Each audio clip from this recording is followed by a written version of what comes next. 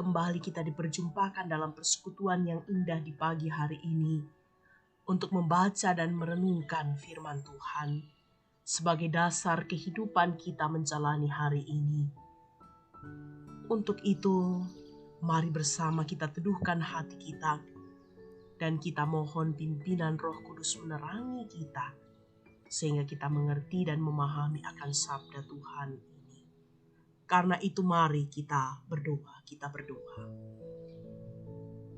Terpujilah Engkau Bapa di sorga, yang adalah pemilik dan pemelihara kehidupan kami. Kami sungguh bersyukur bahwa kembali Engkau menganugerahkan hari yang baru bagi kami. Dengan berbagai aktivitas yang akan kami jalani di hari ini. Kami sungguh mengimani Tuhan bahwa ketika kami mendasari kehidupan kami di dalam kuasa-Mu, maka kami akan terus merasakan kekuatan dari Allah yang memampukan kami menjalani hari ini dalam setiap keterbatasan kami. Kami membuka hati kami untuk disapa oleh kebenaran firman-Mu. Tolong kami Tuhan, kiranya kami dikuatkan melalui firman-Mu ini.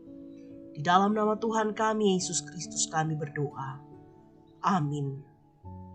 Saudara-saudara, bacaan kita di pagi hari ini terambil dari kitab Kejadian pasal 18 ayat 1 sampai ayat 15. Kejadian pasal 18 ayat 1 sampai dengan ayat 15. Demikianlah firman Tuhan.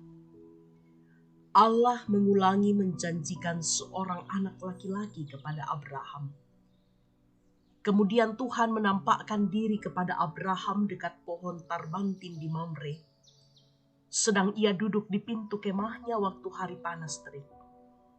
Ketika ia mengangkat mukanya, ia melihat 3 orang berdiri di depannya.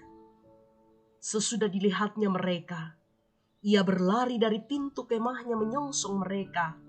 Lalu sujudlah ia sampai ke tanah, serta berkata, "Tuanku, jika aku telah mendapat kasih Tuanku, janganlah kiranya lampaui hamba-Mu ini. Biarlah diambil air sedikit, basuhlah kakimu dan duduklah beristirahat di bawah pohon ini. Biarlah ku ambil sepotong roti, supaya tuan-tuan segar kembali. Kemudian bolehlah tuan-tuan meneruskan perjalanannya. Sebab tuan-tuan telah datang ke tempat hamba-Mu ini." Jawab mereka, "Perbuatlah seperti yang kau katakan itu." Lalu Abraham segera pergi ke kemah mendapatkan Sarah serta berkata, "Segeralah, ambil 3 sukat tepung yang terbaik, remaslah itu dan buatlah roti bundar." Lalu berlarilah Abraham kepada lembu sapinya. Ia mengambil seekor anak lembu yang empuk dan baik dagingnya dan memberikannya kepada seorang bujangnya. Lalu orang ini segera mengolahnya.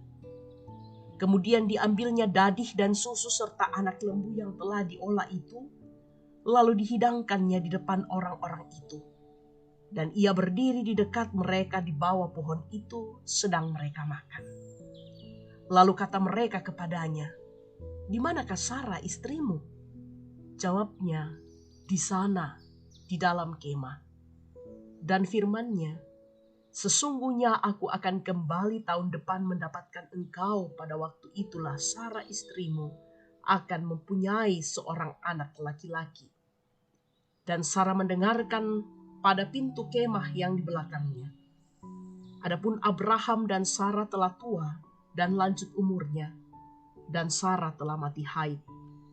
Jadi tertawalah Sarah dalam hatinya, katanya, "Akan berahi ke aku setelah aku sudah layu, sedangkan tuanku sudah tua?" Lalu berfirmanlah Tuhan kepada Abraham, "Mengapakah Sarah tertawa dan berkata, 'Sungguhkah aku akan melahirkan anak, sedangkan aku telah tua?' Adakah sesuatu apapun yang mustahil untuk Tuhan?" Pada waktu yang telah ditetapkan itu, tahun depan aku akan kembali mendapatkan engkau. Pada waktu itulah Sarah mempunyai seorang anak laki-laki. Lalu Sarah menyangkal, katanya, Aku tidak tertawa, sebab ia takut. Tapi Tuhan berfirman, "Tidak, memang engkau tertawa." Demikianlah sabda Tuhan. Amin. Tiada yang mustahil bagi Tuhan. Itulah tema perenungan kita di saat ini. Saudara-saudara, banyak orang menyebut diri orang yang percaya kepada Tuhan. Namun tidak jarang pada masa-masa yang sulit, orang yang percaya itu justru meragukan kekuasaan Tuhan dalam hidupnya. Sarah, sebagai istri dari Abraham, yang kerap disebut sebagai bapa orang percaya, tentu diharapkan juga memiliki iman dan pengharapan yang sama dengan Abraham kepada Allah. Tetapi ternyata tidak seperti itu. Sarah justru menyaksikan, meragukan, bahkan menertawakan janji Allah bagi Abraham tentang keturunan dari rahimnya. Alasan Sarah sangat jelas, yakni aspek usia dan kondisi biologisnya, serta suaminya yang sudah lemah. Cara pandang yang cenderung mengukur karya Allah menurut ukuran manusia telah membuat Sarah kehilangan hikmatnya untuk mengerti dan mengimani bahwa Allah dan perbuatannya sungguh tidak terjangkau dengan akal manusia, ukuran manusia yang terbatas. Dalam ukuran kemanusiaan, memang benar keadaan biologis mereka yang lemah sudah tidak memungkinkan mereka memperoleh keturunan. Tetapi Sarah yang mungkin sudah tidak berharap lagi punya anak, justru melupakan bahwa Allah yang telah memanggil Abraham dari Ur Kasdim adalah Allah yang telah berjanji akan menjadikannya bapa dari bangsa yang besar. Saudara-saudara, apa yang terjadi terhadap Sarah dapat pula terjadi dalam hidup kita. Kita meragukan kemahakuasaan Allah. Hal ini mengingatkan kita bahwa beriman atau hidup beriman mestinya menjadi kekayaan tidak hanya satu orang, dan tetapi juga bagi seisi rumah kita. Ayah, ibu, dan anak-anak mesti bertumbuh bersama dalam pengenalan dan percaya pada Tuhan, sehingga tidak satupun di antara anggota keluarga kita yang ragu atas kuasanya. Amin. Mari bersama kita berdoa. Terima kasih Bapa, kami memiliki Engkau sebagai Allah yang dahsyat, Raja di atas segala raja yang tetap setia membimbing, memelihara kehidupan kami. Raja sumber berkat dalam hidup ini. Kiranya kami dikuatkan melalui firman-Mu di dalam menghadapi tantangan kehidupan. Bahwa kekuasaan Tuhan tidak akan berakhir walaupun dunia ini berlalu. Tiada yang mustahil dalam kuasa-Mu. Karena itu peliharakanlah kami Tuhan menjalani hari ini yang Engkau masih perkenan untuk kami jalani. Ampuni kesalahan kami Tuhan, jikalau dalam kami menjalani kehidupan ini, kami tidak menjadikan Engkau sebagai Raja atas hati, pikiran, dan perasaan kami. Dan bahwa terkadang kami merasa bahwa kami sanggup untuk menguasai diri kami. Tolonglah kami Tuhan, sehingga di dalam kami menjalani kehidupan di tengah masyarakat dan bangsa, Engkaulah yang akan tetap terposisikan sebagai Raja di atas segala raja. Allah yang dahsyat di atas setiap hal yang kami hadapi. Dan di dalam Engkau, kami percaya tidak ada masalah yang tidak ada jalan keluarnya. Berkati kami dalam rumah tangga kami masing-masing. Ajarkan kami untuk tetap menghadirkan Engkau sebagai Raja atas keluarga kami, yang setiap saat kami puji dan kami muliakan.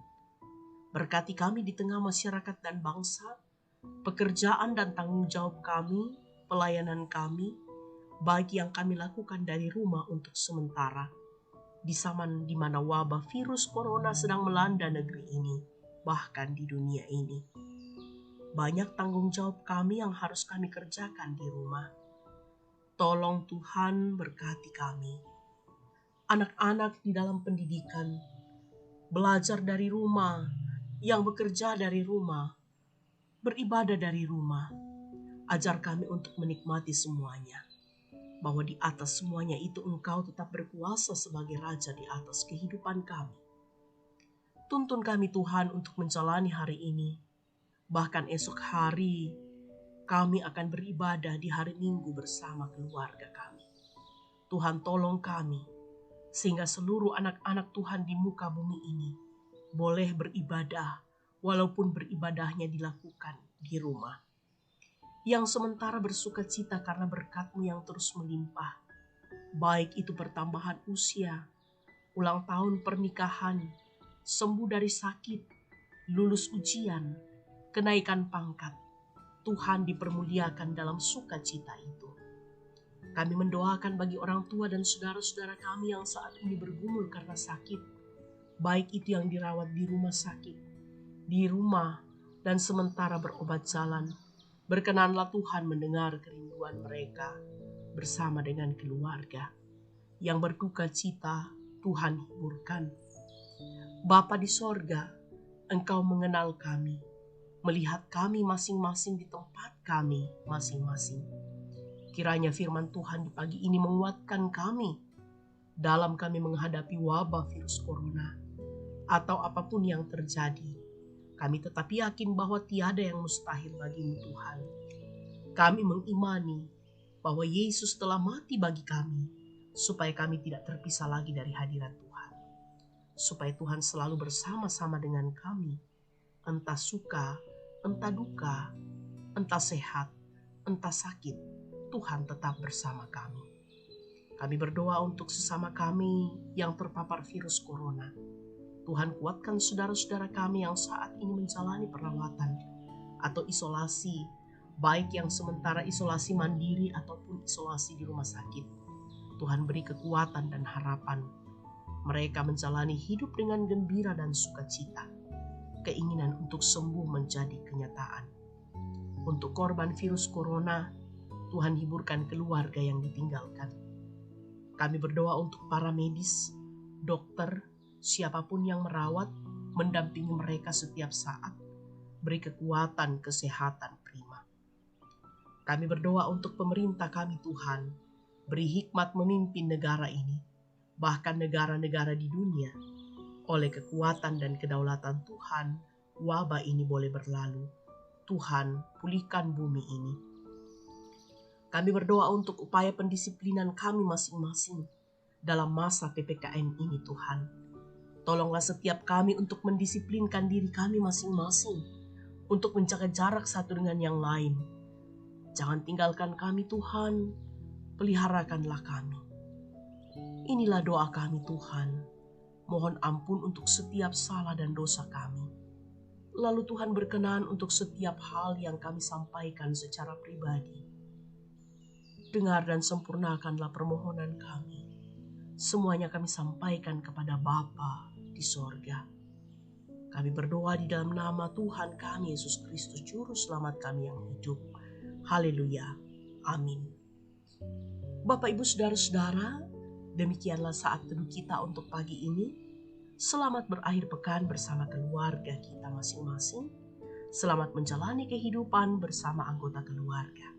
Tetaplah bersyukur dan salam sehat untuk kita sekalian.